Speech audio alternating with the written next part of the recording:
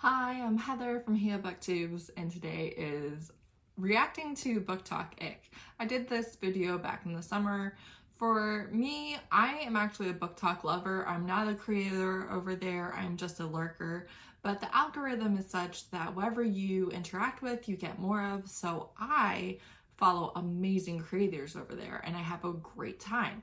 I'm not really over there so much for book recommendations, but they have really interesting discussions that I find to be fascinating. And because of the way the algorithm works and the way that the platform works, you're able to duet other people's videos or respond to comments with the video or things like that. And so you're really able to have kind of a discourse and a continuous discussion and a conversation that is just not a thing that can happen really on YouTube, because you are really only seeing creators, especially booktubers, I feel like, that you are already subscribed to, and there's nothing to connect that this video is in reference to this video or anything like that.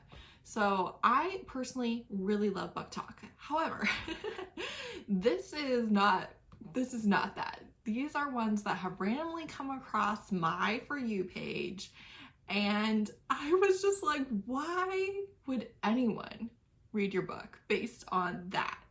Why would you choose to advertise your book with that? Why would you even put that in your book in the first place? But of all the things to select out of your book and be like, here, this is why you want to read this book, I am just bewildered. I'm confused, okay? I don't know why we would make these life choices.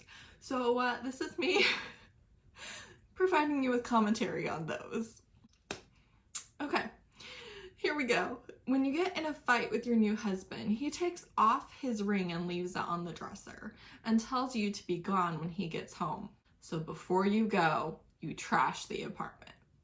That's the enemies to lovers gotcha moment that we're being given to convince us to pick up this book. And I'm like, I don't know, am I supposed to be impressed? Like, go girl, you showed him. I don't know, it's just such a basic thing to do. It's just like nothing. It's like, oh wow. I don't know. Jean, hesitant about because she's on her period. Luca pulling out her tampon with his teeth.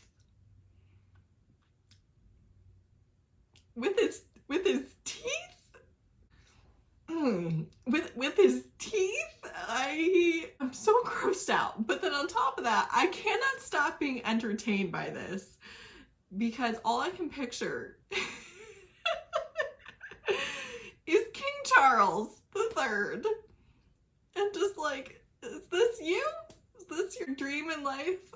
I guess everyone has a kink, but our relationship would be over. I'm so sorry. I cannot live with that. When her psychotic ex grabs her hand and glares at her engagement ring, she tries to tug her hand away. He puts her finger in his mouth. Then he slides the ring off, grating her skin with his teeth. Grinning, he swallows it. Am I the only one that's like blood, death? I just envision you being disemboweled, eviscerated, if you will, by this engagement ring as you try to process it. I actually don't wear my ring because the prongs that hold the diamond in, they are above the diamond, you know, to actually secure it. And the way that mine was, it scratched like anything that came in contact with. And I had little kids, little babies at the time. And so my ring kept scratching them. And so I was like, okay, well, I'm just gonna take it off. So I just imagine that ring going through the system and just like, that might be a lot for a Saturday morning, but I don't know. I just don't know why anyone would be into that. Okay, this is a content warning for infertility. You and your billionaire boyfriend are having a sweet lunch break near your office when your ex barges in. You have a billionaire boyfriend. Why are you working in the office? But whatever. He's angry he can't access your money anymore. His attitude will change when he realizes you're infertile. your ex screams to humiliate you. You've already lost me. Just so you know, you have already lost me. I'm not into this book. I am dinging you. I don't like using that as a plot point, but it gets worse. It gets worse. Everyone's staring. Your boyfriend is furious, but you aren't going to miss this chance.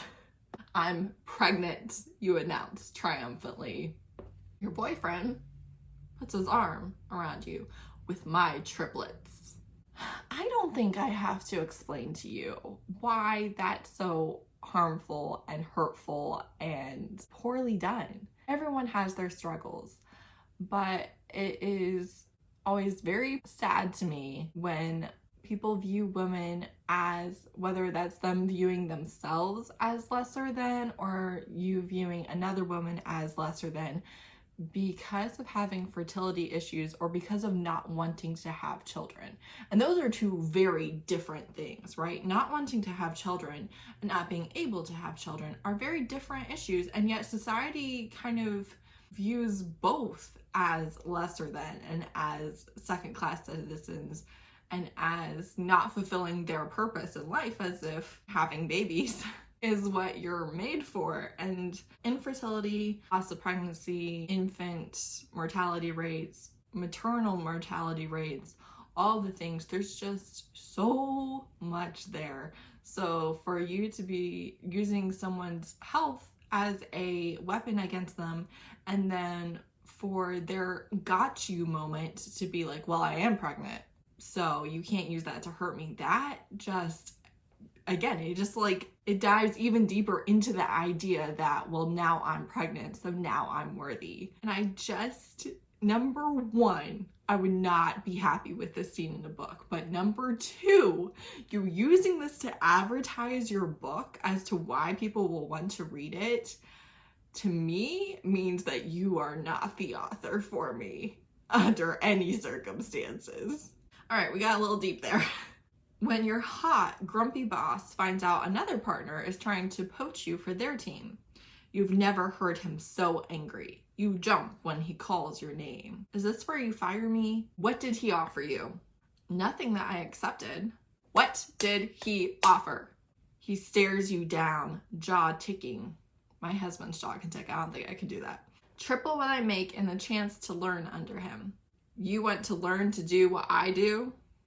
Here's the thing. If you treated me like that at work, we would have some major issues. And if your position can reasonably be offered triple the salary, how is he supposed to be the love interest if he's such a bad boss that not only is he throwing a fit and being very aggressive towards you at work, but also he's not paying you? All right. Plus size, business owning, burlesque dancing, bisexual, sex positive, heroine, cinnamon roll, secret mob boss, classically trained chef, CEO, millionaire, hero. Pick a trope. I am just begging you. Like, who can be a secret mob boss and a chef and a CEO at the same time? There's not enough hours in the day. And as far as I'm aware, I mean, arguably all my mob experience does come from romance books, but it seems like they're pretty busy and have to be really tight on security and things like that. I just find it hard to believe that he's a CEO and a classically trained chef, and you were aware that he was a mob boss, and he's a cinnamon roll. I'm gonna need you to pick and choose. This is not a why choose. This is choose. Select one trope and let me live. When your bodyguards speak to each other in another language, not realizing that you are fluent in it as well. So you throw a knife into the wall beside his, and all he does is pull it free and smirk at you. I mean, personally, if I understood a language and I was surrounded by, you know, people who maybe don't have my best interests at heart, I would not let on that I'm able to understand over something as trivial as trying to prove that you are good at throwing knives. To me, I think that a great weapon is to be underestimated, right? Especially if you're in a sticky situation. So not only am I not letting on that I know the language, but I'm also not letting on that I'm any good with the weapon at all whatsoever. We are going to pretend like that is not a thing until I can stab you and escape. I'm not wasting it on proving that I can match your throwing accuracy. Too dumb to live. I'm sorry. You deserve How can you be like this big, bad, fierce, strong main character and also so bad at living? When he tells you he'll spend time with you instead of the popular girl he's dating. All right, problem number one. Problem number one, he's dating someone else and he doesn't, have the balls to break up with her or something? Like, if you're with someone else, you are not coming over and cozying up to me, okay? He threads your fingers and leads you outside to his car. Okay, he's dating someone else.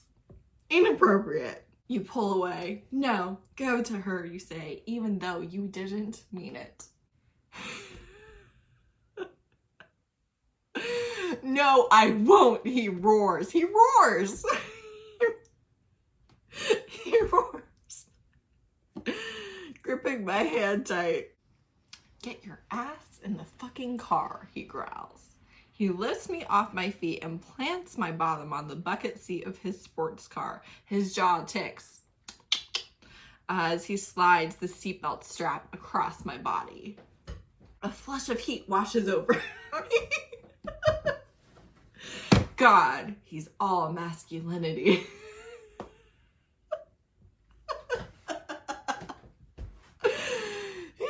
Like a punk. He sounds like a little wannabe. Okay, the child. Let's not even say man, because it kind of sounds like they're in high school, right? High school or college. So this boy is dating someone else, is treating you like he's not dating someone else, and gets mad and aggressive when you tell him to go spend time with his girlfriend. He's so hot. The smell of his Axe body spray just proves what a man he is. More power to ya. When the intimidating tattooed guy brings the shy girl he has a crush on to his place to treat a wound on her back, but he's wanted her for too long and loses his mind seeing her shirtless. This is kind of feeling like an assault. Have you ever been touched, Pebble? Touched how? I guess that's a no. Do you trust me? She nods and slowly he starts unbuttoning her shorts.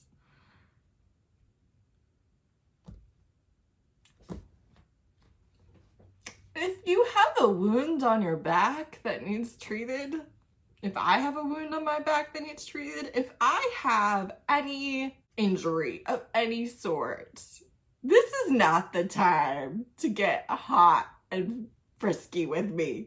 I am in pain. You better be passing some ibuprofen or Tylenol for your first time. This is one of those things where I'm just like, okay, listen, I like dark romance. I like dramatic over-the-top romance. I like all of the things. But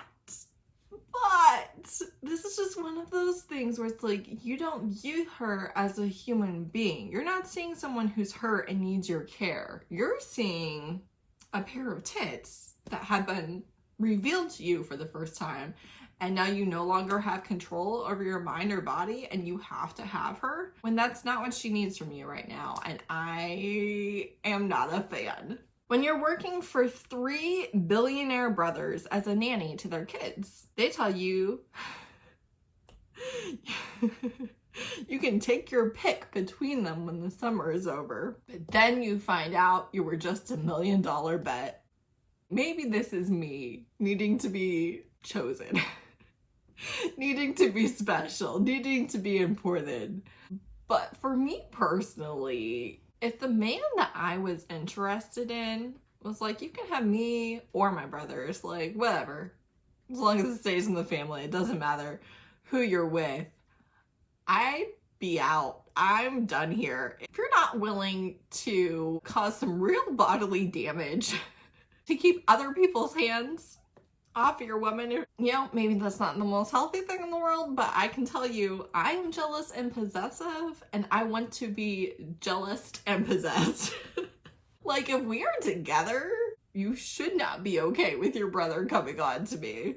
But that's not even the problem. The problem is you were a $1 million bet. I would like to know where my $1 million is. Y'all bet on who I choose, so give me my money. After finding a picture of your Hollywood actor boyfriend with a model in the tabloids, you start to second guess everything. You do your best to trust him. But then when you find another picture of him with another beautiful woman, you're done. You run and take his expensive car, speeding. Content warning. Okay, so you know where this is going. Down the road, you crash and end up in the hospital. He's there when you wake up and is trying hard to understand what happened. He keeps telling you he loves you and that you are his only love, but you break his heart and leave without truly listening to him. Again, so you're too dumb to live. I would be DNFing right then and there. You are so irrational that you're like, oh, tabloids.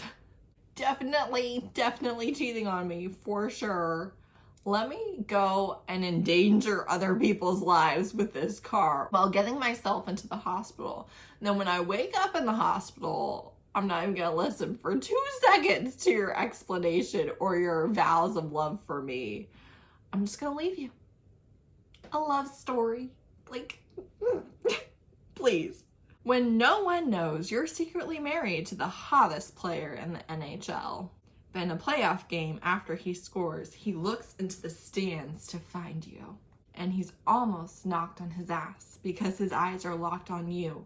As you stand there holding the daughter no one knows he has. And the whole thing is broadcast on national TV. I don't know if he knows about the daughter or if he knows about the daughter and is keeping it secret, but kind of regardless of any of that, why would you use someone's child like that, right? Like, whatever point you're trying to make or whatever it is, I am not forgiving that. Again, I'm not forgiving that. I'm having to deal with the most high pressure environment of my job. I'm having to deal with the media and all of the things that come with that, which I personally am very averse to. And you just brought my child for what? To make headlines? To teach me a lesson? To show me that they exist? For what? Why would you, if you care about me or that child at all in any way, why would this be the method that you use? Ugh. When she rushes home from a date to tell her best friend she's in love with him. Just like that, baby, she hears as she enters his apartment. His hands were fisted in her hair, guiding her mouth up and down. My whole body went tingly and numb. My heart, I was certain, would never beat again. You're just friends. You haven't even told him that you care about him. You're out on a date with somebody else. You barge into his private personal space and are surprised that he is with someone else. Now, I know in the story, maybe to me, as the person watching this TikTok, you haven't even told him how you feel. You're just friends. You were out with somebody else. And your heart's never going to beat again because he was also with somebody else? This is on you. You can't blame anyone for being with someone else if you're just friends. If you're in a relationship, that's different. But you're not in a relationship. You're just friends. You haven't even told him that you want to be more than friends. So you don't really have any claim over him. It's been 6 months since he took her virginity and broke her heart. Then out of nowhere, she shows up pregnant. Out of nowhere? Out of nowhere? Do you know how babies are made? Out of nowhere? Not only is she pregnant, but he accuses her of letting a ball player knock her up. After she slaps him, he realizes his mistake. Not only is she pregnant with his baby, but she needs his protection against a stalker. I am so confused. How did we get there? Hairdresser just inherited a pumpkin patch, but gets her arm broken when standing up to the hillbilly shifters who want her land. Bear shifter neighbor bolting out to the field and scooping her into his arms, ready to end whoever did this to her. I mean, cool. Me at 2 a.m. when the friend of the gang member who SA'd her shows up at her work and refuses to leave without making sure she gets to her car safely. The friend of the gang member who SA'd her. The friend. The friend. The friend? You are not safe, baby. You finally get the guts to show your brother's best friend how you feel by sending a photo of yourself right out of the shower. Okay, listen. Men need consent as well, okay? Don't send unsolicited nudes. But the second you hit send, you remember it's their poker night and your brother's at his house. You pray he won't be checking his phone, but the moment later, you see ...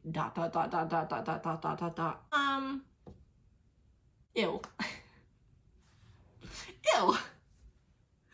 You have never told this man how you feel and you're like, you know what? I'm just gonna send him a nude. No. I'm not into that. I'm not into that. So there you have it. There's more things that were meant to make me interested in a book that made me question my faith in humanity. So maybe you're right there with me. Maybe you're like, that's not so bad. Oh, I read that book. That sounds good. Happy for you. Happy for you. I'm a little bit offended. I won't even lie to you. So I feel, I mean, I got nothing. I'm like all worked up now with nowhere to go. Okay, this has been fun. This has been real. It has not been real fun. And hopefully you enjoyed me suffering for you again. So that's it. Thanks so much for watching. Bye.